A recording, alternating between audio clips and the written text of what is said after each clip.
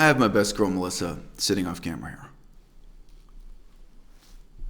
Melissa is not only my most ardent admirer, she's my best informed critic.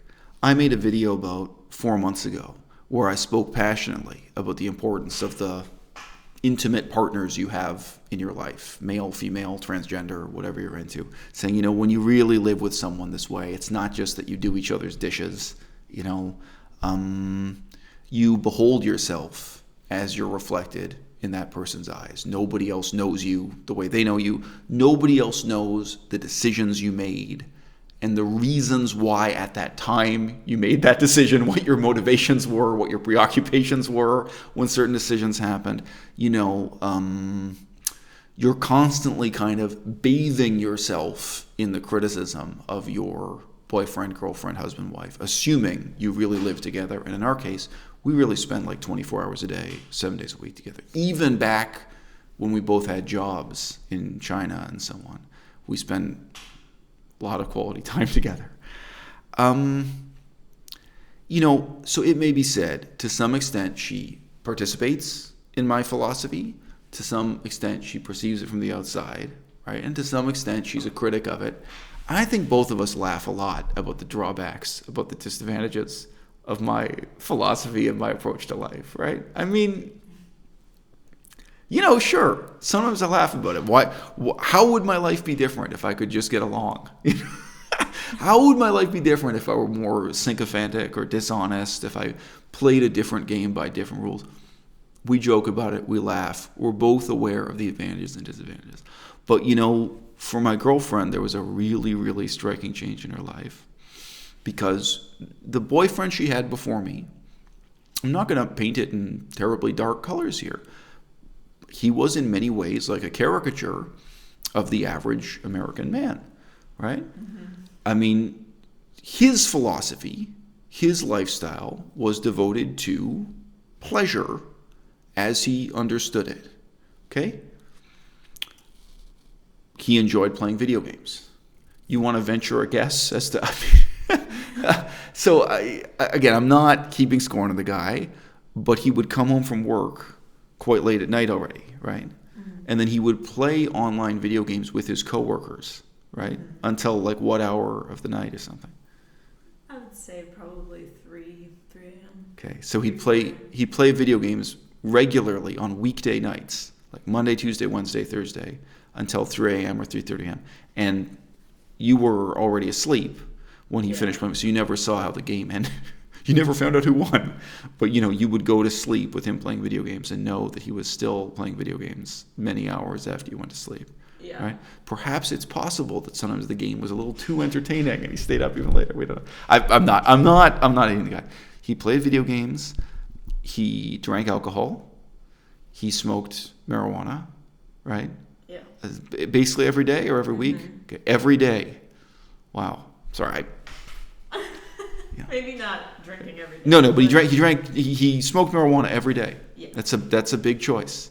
I mean, I've never heard anyone say they smoked marijuana and then sat down to study for a test or wrote a book. Like your ability to do any kind of focused work. So, what he represented to you, philosophically and practically in daily life is a very, very stark contrast. And again, let's just come back to this image. I mean, you beheld yourself in his eyes, and he had to behold himself as reflected in your eyes, right? I mean, to some extent, that mutual, pressure and criticism is there all the time, right?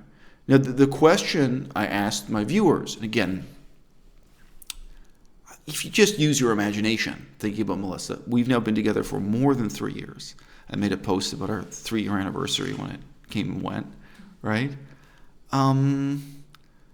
I've asked my audience sincerely, although with some exasperation, look, if you really think my philosophy is so bad and so wrong, can you just imagine, can you just think looking ahead at the next 5 years, if you lived by my philosophy, how your life would be different?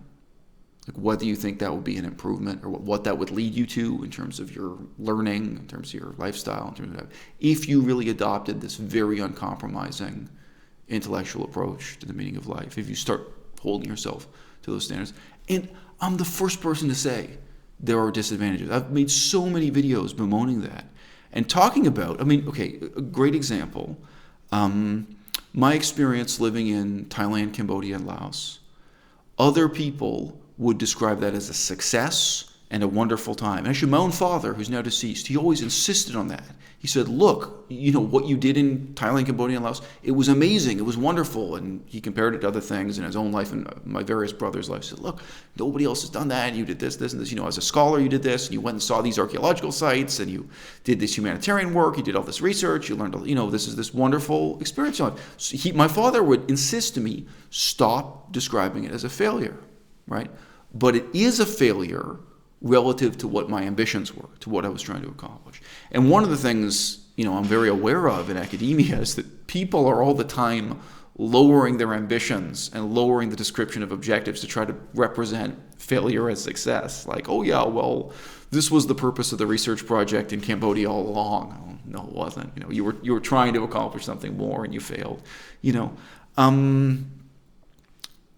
But part of my philosophy is very real agony over those failures and the fact that I perceive them as failures at all. Because I could sit here and list off for you all the wonderful things I accomplished and what a growing, learning, educational experience those years were. Nevertheless, for me, a failure. Nevertheless, heartbreaking. And I think I've mentioned this before, but the day I had to give up my Laotian dictionary, I wept. I think it really was like one tear falling from my eye, cinematically enough. But, I just wasn't in a situation where I had any time to weep. I was handing this dictionary over and I was taking my bags and going to the train station sort of thing. But, and it's not because the dictionary itself was precious. It's because it represented something. It represented hundreds and hundreds of hours of hard work on my part studying this language and all the ambitions and ideas of the future and the humanitarian work and the political and ethical and the historical research. There's so much bound up in this dictionary, and now I'm giving it away and I'm never going to study this language again, in all probability. I'm leaving Laos an exile after people in the government threatened to kill me. I'm not going to lie to you and describe that as a success, but many people could, and I can tell the story in an upbeat and funny way, right? But my point is, that's also a kind of necessary consequence of my very serious attitude towards life and leading a meaningful life. And from my perspective, getting the most out of life, right? And Melissa's ex-boyfriend, let's be real. From his perspective, he might look up from playing his video game at 3 o'clock in the morning and drinking a vodka cocktail and smoking marijuana, and he might really say he's getting the most out of life. He was also voracious appetite, big eater, gourmandise, we might say. He was the pleasure of eating. He was also very passionate about it, and he got very overweight for that reason. I'm not here to condemn the guy, right? But you guys know this about me. I don't live to eat. My life is not about none of these things. I lived in Thailand for all those years and never once went to the beach. I lived in Cambodia and never went to Angkor Wat. I was not there to do tourist stuff. I was not there to enjoy myself. And even, I know it sounds ridiculous, when I go to a restaurant, I'm not there to enjoy myself. I know, we have this phrase in Buddhism, regard all food as medicine for the sickness of hunger. But I don't live that way. I don't think that way. And something else, this has come up in different contexts with most, but something else you've heard me say is, hey, you might think my life is hard, but I get to wake up every day and be me. It's this wonderful reward, the outcome from that. There's so much meaningful work and meaningful research I can do, even just with the books that are inside this apartment now. Currently, the library is closed due to an epidemic, coronavirus. Currently there's no way I can go to a library and get any other books or do any other research. You know what? Let's be honest. At this stage, there's so much meaningful I can do sitting down with a blank sheet of paper, just starting from nothing. If I just want to write, and that's the fruit of, yes, the sorrow, the agony, the hard work, living by that standard, living with that philosophy for all those years. Now, so look, Melissa, you're more than 3 years deep into this. I think the absurd juxtaposition is you are really aware of how living by my philosophy, even though, again, she's partly an outsider, she's partly an observer, and we both laugh at it. We laugh at the absurd implications, I think you really know how this has made you a better person and made your life more meaningful and more rewarding. This stark contrast of going in many ways from living your ex-boyfriend's philosophy to living with my philosophy for 3 years. And there was a transition, really, I won't digress into details, but especially at the time when we were both enrolled to go to baking college, the idea of becoming bakers for vegan activism. The question was, for both of us, really both of us questioned this, to what extent are we going to be intellectuals afterwards? And Melissa at one point, I remember she kind of threw down the gauntlet. If that issue makes, I remember you kind of threw a fit one day and you just said, look, I don't want my life to be about washing dishes and mopping the floor and doing manual labor and this. I want to have a life of the mind. I feel like the intellectual part of my life has to be a bigger priority now and for the next 5 years. And when I'm an old person, I just can't see this working for me intellectually. I thought it was a very interesting moment in your life because in the months leading up to that, nobody was feeding her that idea. My mom was super supportive of us opening a bakery. Your parents, I think, supported it as much as they support anything in their lives. And for me also, I was trying to believe in that future and trying to encourage you to take baking seriously and to make this the way we'd be a couple and live together, right? Look, this video ends up being a somewhat wistful reflection on this. But that's what I'm asking the audience. And it's past tense, it's what I've asked you. And what I'm asking the audience is, if you think this philosophy is bullshit, look back at the last 5 years of your life and ask how different those 5 years would be if you had lived by my philosophy, past tense. That might be easier to do or might be harder to do than looking ahead to the next 5 years. We had one guy coming into Discord, and he said no, he was totally happy being a video game addict for the last 5 years because he managed to finish his BA. I think it was an MSc, Masters of Science. And he said it was great. He didn't want to answer the question of how many hours a week he spent playing video games. But we don't know whether it was 10 hours a week or 20 hours a week. But, obviously he managed to complete his studies and get a job and stuff. And I said to him, no, you're kidding yourself. You're lying to yourself. You just squandered the educational opportunity of a lifetime. Whether it was 10 hours a week or 20 hours a week you spent playing video games, that was the crucial time for your own education. And you spent that playing video games. And guys, I have a human heart. People act like I'm saying this with no compassion. It's out of pure compassion. I know what it's like to look back at my own high school years and regret all the time spent playing video games. And Melissa, for you, I think both high school and university in brief, to look back and really regret that. And to now be on the internet reaching out to people saying, don't make the mistake I made. Don't make the mistake Melissa made. Don't make excuses. Don't offer these. Really face up to, and evaluate, that regret. Okay, so the other thing that's funny, I started to say this before. Melissa ends up, because she falls in love with me, to some extent living by my philosophy, just this, real priority on your own education, on the life of the mind, and admittedly the life of the mind as I define it, right? And someone else mentioned, by the way, some examples of so-called intellectuals who drink a lot of alcohol and do a lot of drugs, which, in terms of how the word intellectual is used, I completely recognize that's part of our culture. Whether it's the French idea of intellectual and American idea, there's the idea of the so-called bon vivant, of people who don't just eat meat and drink alcohol, but sleep with prostitutes and do all kinds of other things. And they pointed out, look, your idea of an intellectual is not compatible. True. I'm 100% guilty as charged, and most of the people they're referring to as intellectuals, I don't regard as legitimate intellectuals. I think that's completely incompatible with the life of the mind. But two things. One, since Melissa got on this path, she's been really aware of how it's changed her as a person and made her life better as a person. And she gets to see how her parents don't get it. It's just like other people around you. I think your parents are really the only ones who spend enough time with you. Yeah. Where, I think there's no point mentioning anyone else. But your parents just look on like, what? Why are you learning Chinese? Like, why are you reading philosophy? Why are you reading about history and politics? Like, what does this mean? but they just look on. And I mean, I can't even say it's like disapproval or condemnation. I think it's just incomprehension, you know. And again, they were the ones who put video games in your hand. And, you know, I'm not hating on them, but they were people, put it this way, they wanted you to watch football. They wanted you to go to football games. Yeah, I think that's fair. You know, they wanted you to go to football games with them and sit on the couch and watch football games.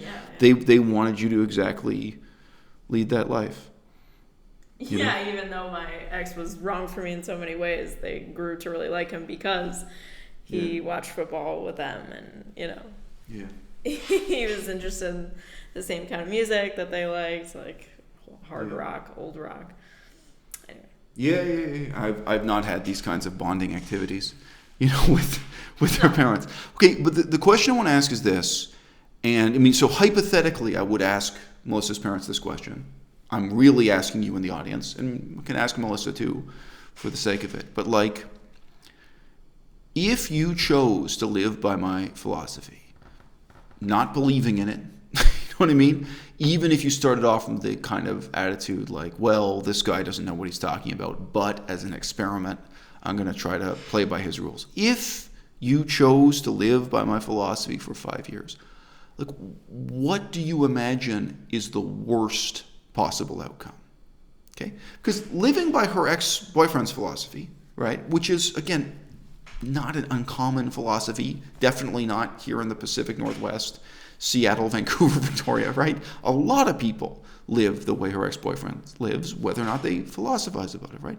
I can give you a really simple chart of like best case scenario, worst case scenario, right? Like where you're going to develop yourself to mentally, physically, ethically, and otherwise. What you're going to accomplish politically, you know, this is a life, you know, devoid of ambitions, totally focused on your own, not just your own pleasure, but a very narrow, dim, kind of selfish self-indulgence. And without even really applying your mind to figure out other things that might be pleasant to you, like not even going as far afield ambitiously to think, hey, I'm going to build a boat. Right? Building a boat may not seem like a great accomplishment, but compared to spending all your time smoking marijuana and playing video games, obviously it's more ambitious when we're that close to the, you know, the freezing point of the spectrum, you know. Not even, but because you could just be completely narrowly focused on your own pleasure, but build a boat for a living. I'm just leaving the door open there to some other vices. So yeah, it's a serious question, and I wish your parents could think this through. You know, I wish they could kind of do the work imaginatively and sympathetically. Because I think if you live according to my philosophy for 5 years, I think it's very easy to be optimistic about the type of person you can become, about how much you can learn and how much you can do and how much you can see and who you are going to be after 5 years, you know? And I used to say this on my YouTube channel all the time. It's shallow and it's deep at the same time, all right? I sometimes do regret that I didn't do shallow things during my years in Thailand. You know, like I sometimes think maybe I should have been a bit more of a hedonist during those. Really, sometimes I kind of look back and regret. But then if I actually take the time to think through positively the things I was motivated by, the things I was passionate about, you know, and again, you know, passion also involves suffering and sorrow. When I was reading in detail about people being hunted down and murdered by the police in Thailand during that period of time, I was really moved. I was really involved. That was not some dry academic study. When I was reading about, you know, ongoing and recent history and things, you know, it was harrowing for me. I mean, you know, this wasn't like the study of mathematics on a chalkboard. And, you know, indeed, when I went out to rural Laos and saw the bomb craters left by the Americans and read about atrocities committed by the Americans a few decades earlier, when I talked to people face to face who had survived that, they were now middle-aged people or elderly people reflecting on those, all that stuff really moved me and really mattered to me. So when you say I was passionate about it, It's all these things too. Yes, I was passionate about Buddhist philosophy. I was passionate about spending many, many hours studying the language and what have you. Some of it, like studying grammar in the Pali language, quite dry and repetitive, studying orthography, so on and so forth, studying palm leaf manuscripts. Sure, it's funny to look back at that and think, maybe I should have made a bunch of vegan friends in Chiang Mai and gone to the places where people swim in bikinis of Chiang Mai. Like maybe I should have been doing some of these things. But when I think it through positively, when I think through what I was positively motivated by at that time, then it's even easier to understand why I regarded those meaningless distractions so negatively, right? It's not just that those things are bad. It's that there were things that were really, really good in my life that were of overweening, significance, right? If people can be really honest with you, I think their main memories of university will be a sense of despondency, aimlessness, boredom, even self-hatred. And I think the self-hatred often arises out of a sense of directionlessness. I think a lot of people, you've talked about this in slightly different terms, babe. My girlfriend's also said things like this. A lot of people get to university as youths, and they have the sense, this place it's not for me. It's set up for someone else. This library exists for somebody. I can see this library was created for a purpose, and I'm not here to do that, and this has nothing to do with me. And it may be invisible when people walk in and out of that library door.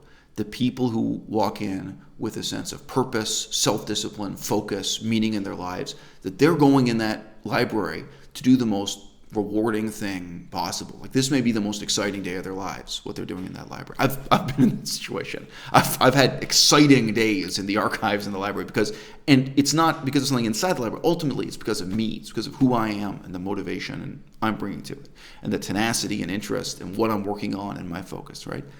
And there are so many hundreds of people walking in and out of that library, miserable, despondent, depressed, feeling out of place because they're like, well, I don't even know why I'm taking this course. I don't even know why I'm being forced to learn this thing. I don't know why I'm being forced to write an essay about this.